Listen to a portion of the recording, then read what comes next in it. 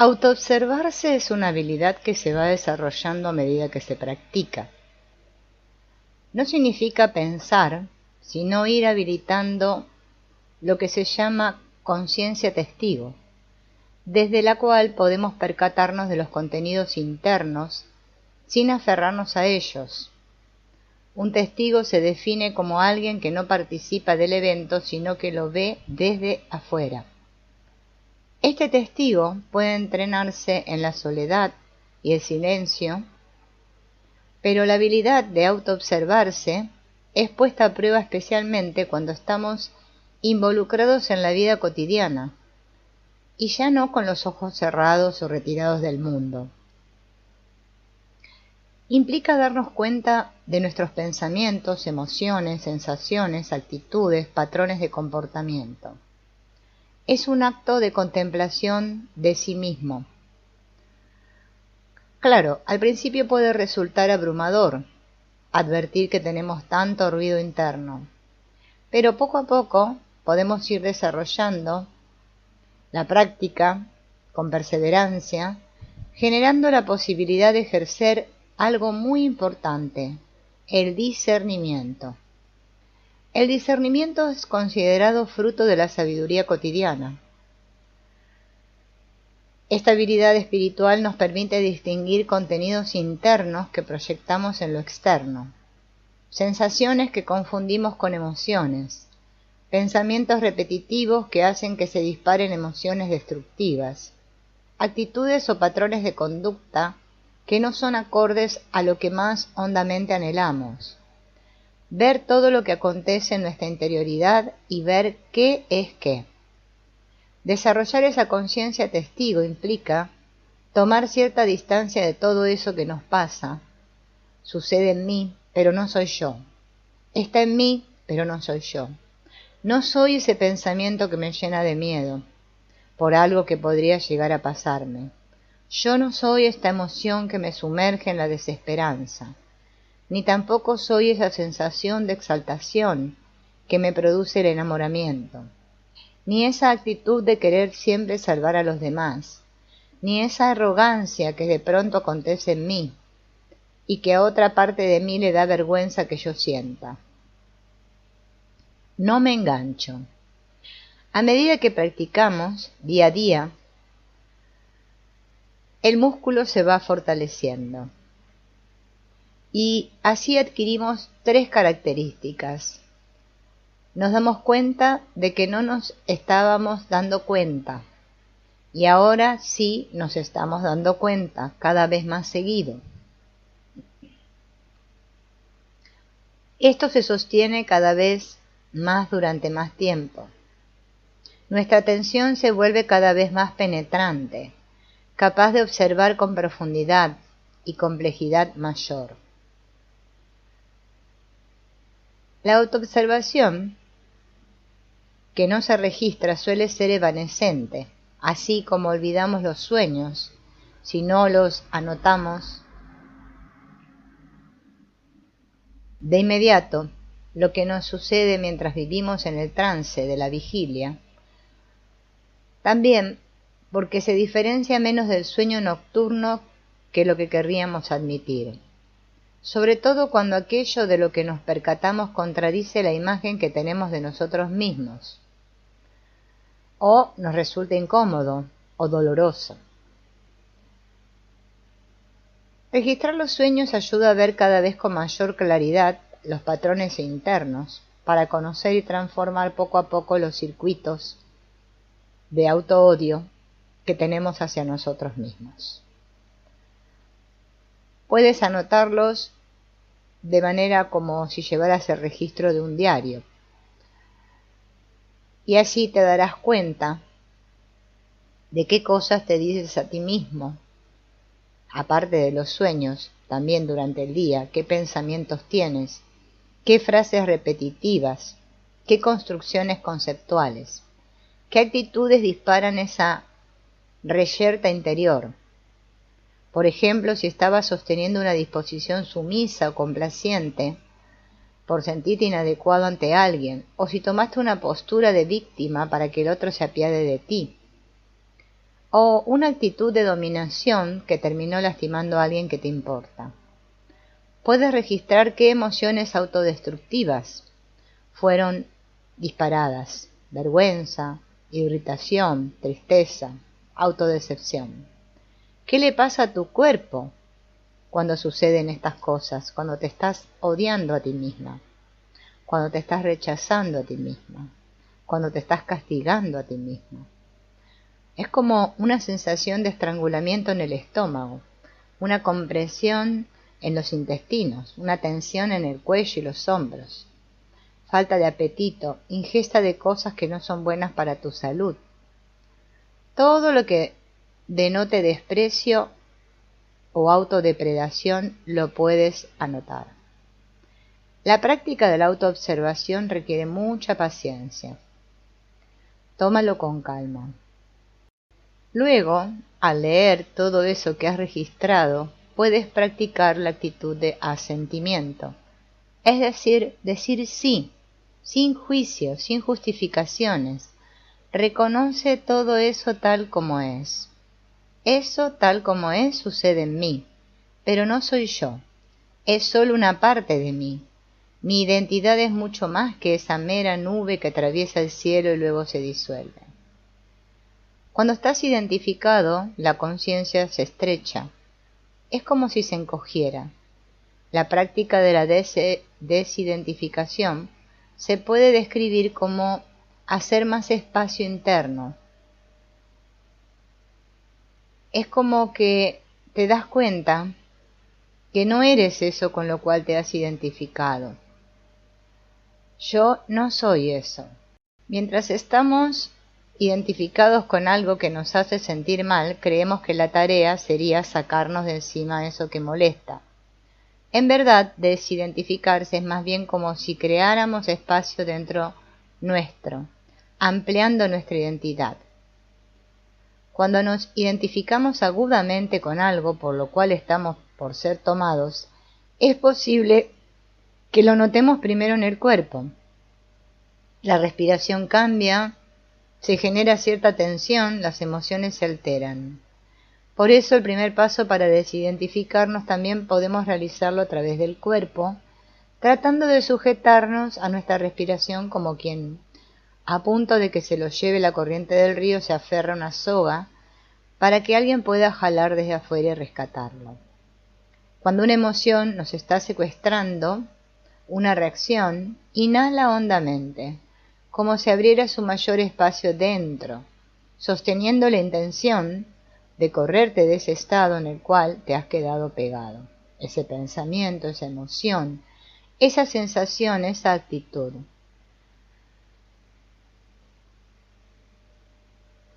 Si sigues permaneciendo aferrado a tus identificaciones,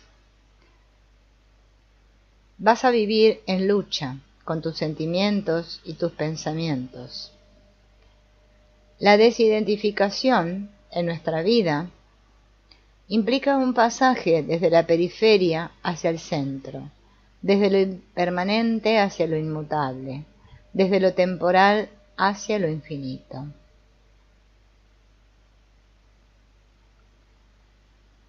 Cuando escuchas tu corazón, da la impresión que si escuchas también el corazón de otro, y el de otro, y el de otro, hubiera entre todos los corazones un mismo hilo que los enhebra.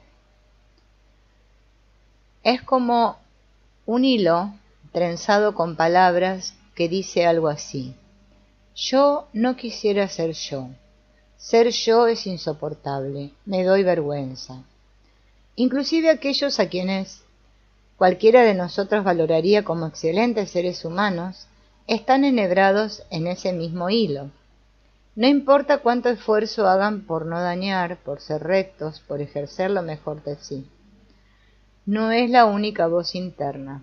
Es posible que en otros momentos uno se sienta feliz por un logro, contento por algo que recibió, satisfecho. Sin embargo, cada tanto, desde algún lugar penumbroso de su interior, es como si uno se volviese una criatura que tiene entre sus manos el anhelado juguete, pero apareciera una institutriz severa y cruel que se lo saca de un tirón.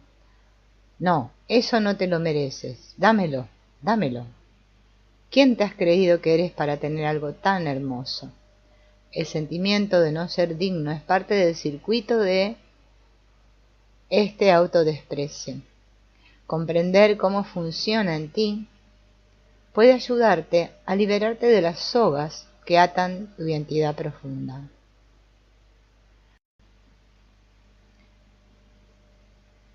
Necesitas aplicar el discernimiento,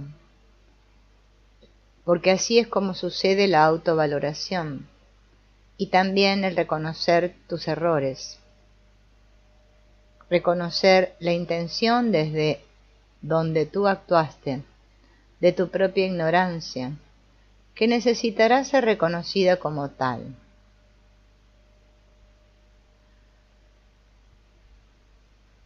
Hay vergüenzas que podemos hoy derretir como la nieve de primavera. No escondas tu lágrima bajo el sombrero, no la contengas, es tuya y tu dolor no te vuelve menos hombre, menos digno.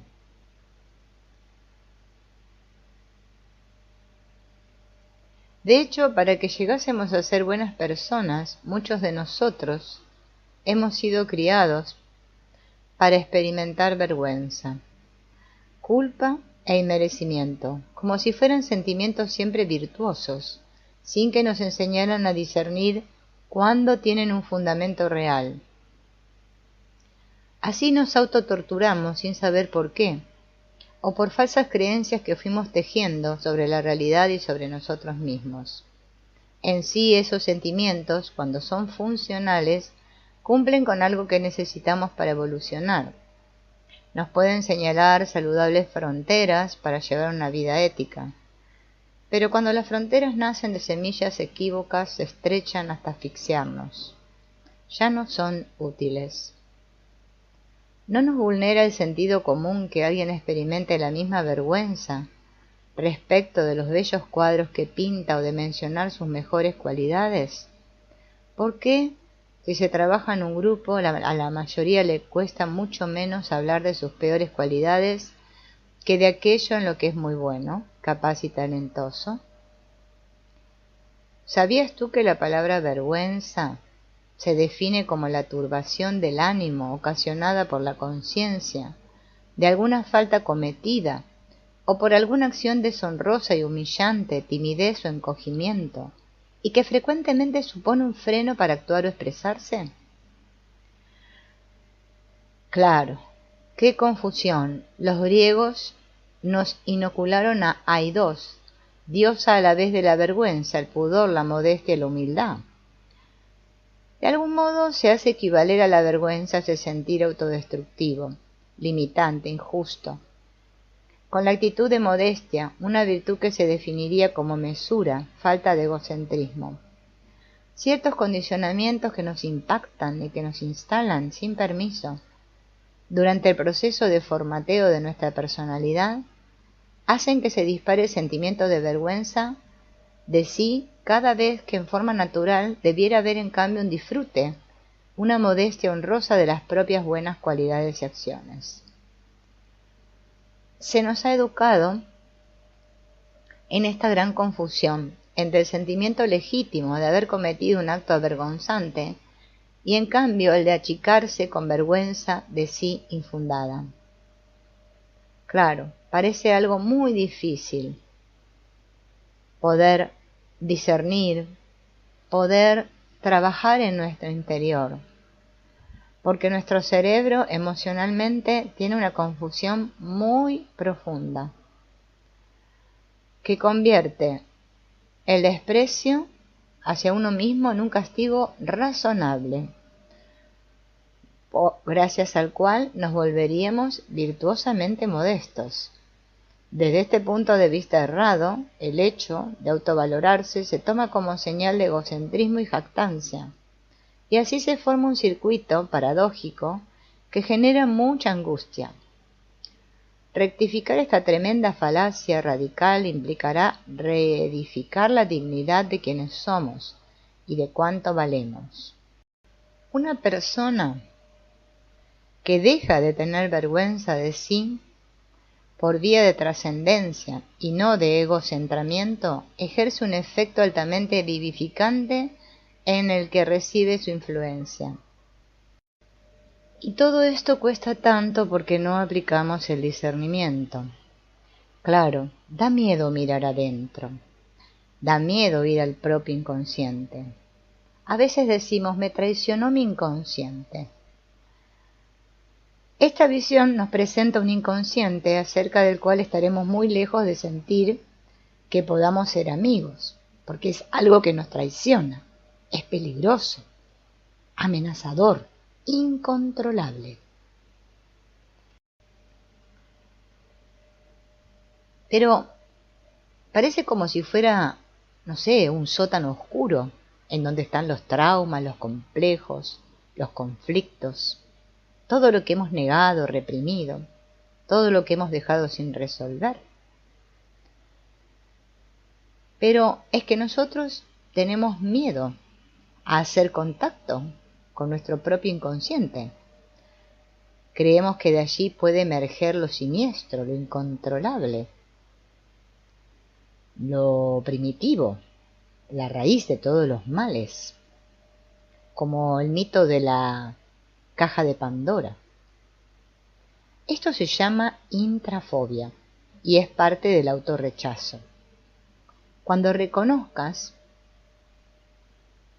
a esta intrafobia, descubrirás la escalera por la cual no solo puedes subir hacia tu hondura, aunque suene paradójico, sí, subir, sino también que nuestra hondura o nuestro fondo pueda bajar a impregnarnos con sus dones. Esta forma de autovinculación es muy importante. ¿Cómo puede una persona vivir en paz si tiene miedo de su propia interioridad? Sintiendo que duerme con un potencial enemigo y cuando se levanta ese enemigo sigue estando ahí dentro. Es como un lobo. Quien padece intrafobia experimenta un estado de ansiedad persistente porque tiene miedo de mirar adentro. Intrafobia, miedo a mirar adentro, miedo a introducirse. Entonces desconfía. Parece como que está preso de un paradigma que lo ha alienado de su real naturaleza. Teme adentrarse en sus emociones, teme morir si tocara donde le duele, teme hacer terapia, se resiste a que alguien ingrese a su mundo interno.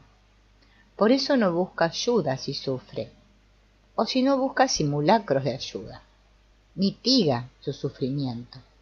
Nunca va a las raíces. Tenemos que saber que el inconsciente no es la caja de Pandora, sino que su naturaleza es diferente, cualitativamente. Pero para llegar a comprender, necesitamos ampliar el mapa.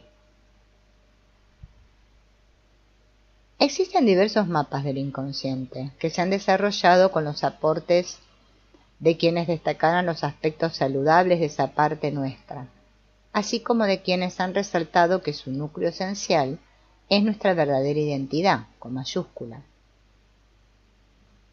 Uno de ellos fue Jung. Pero es muy importante también ir hacia las fuentes de esa mirada sobre el mundo interno, así como lo hicieron los sabios de Oriente. Si observamos en estas fuentes, que son antiquísimas, encontramos que más allá de ser tradiciones espirituales, también son psicologías. Todas abordan las emociones aflictivas, los estados sutiles de la mente, la identidad más profunda y una visión del inconsciente muy concreta, expresada de un modo u otro. Todas explicitan tanto conceptos como prácticas, perfectamente aplicables a la interioridad de cualquier ser humano, de cualquier cultura y época. Por eso es importante nutrirnos de ellas. El inconsciente trabaja a través de mi mente consciente, haciéndole entender la verdadera naturaleza de la realidad, con mayúscula, y está dotado de verdadera sabiduría trascendental. Funciona con suma libertad. El inconsciente es la mente verdadera es el inconsciente. Despertemos solamente al inconsciente en todas las cosas, en todos nuestros actos. Este es el método disciplinario, no hay otro. Así sabemos que cuando se realiza el inconsciente, todas las cosas cesan de perturbarnos. Carl Jung lo plantea como que para vivenciar lo sagrado, la vía es el contacto con el propio inconsciente. Es, por decirlo de algún modo, una porción del todo encarnada en el individuo. Y no solo eso, esta porción necesita del individuo para, a través de sus experiencias como humano, evolucionar. Así la evolución de la humanidad se da a partir de la evolución de cada una de sus porciones. Lo colectivo desplegándose a partir de seres que luchan por diferenciarse de la masa y ser. Carl Jung, ya al final de su vida, lo expresó así: todas las opiniones que emitimos sobre Dios son en realidad opiniones sobre el inconsciente. Él está localmente definido, es universal, es el uno, y es el plural y el todo.